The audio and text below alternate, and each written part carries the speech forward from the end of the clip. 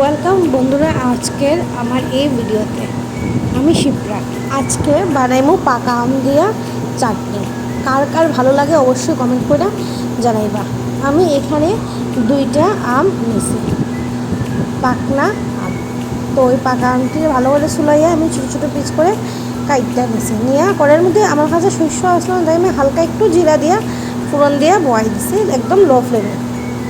তারপরে এটার মধ্যে মশলা দিছি, নুন হলুদ টলুদ দিছি না, যেহেতু পাকনা আম। অল্প একটু ধনিয়া গুঁড়া, একটু পরিমাণ জিরা গুঁড়া আর একটু চাট মশলা দিয়া ভালো করে আমি প্রথমে জল দিছি না, ঢাইকাই আমি এটারে সিদ্ধ করে নিছি। আর দিয়া দিছি গুড়, পরিমাণ মতো গুড়। আমি কিন্তু এখানে চিনি দিছি না, আপনারা চাইলে চিনিও দিতে পারবা। গুড় দিয়া আমি জল দিতাম না, ঢাকনা দিয়ে অল্প অল্প আছে এটারে ভালো করে জাল দিয়ে নিব। আর লাস্টে গুড়টা একটু যখন মেল্ট হওয়া শুরু হইব তখন কি আমি সামান্য পরিমাণে জল দিছি, যাতে কড়াইয়ের মধ্যে না লাগে, বোঝাই যায় না যে জল দিছি। সামান্য পরিমাণে জল দিছি, সেই স্বাদ হয়েছে। কিন্তু আপনারা একবার ট্রাই করে দেখবা।